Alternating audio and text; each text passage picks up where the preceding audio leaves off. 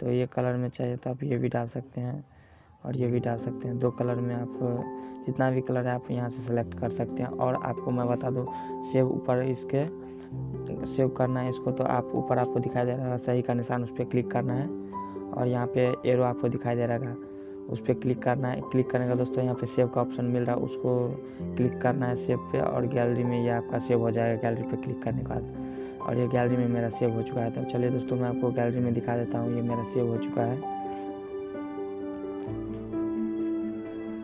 तो चलिए दोस्तों मैं आपको दिखा देता हूँ।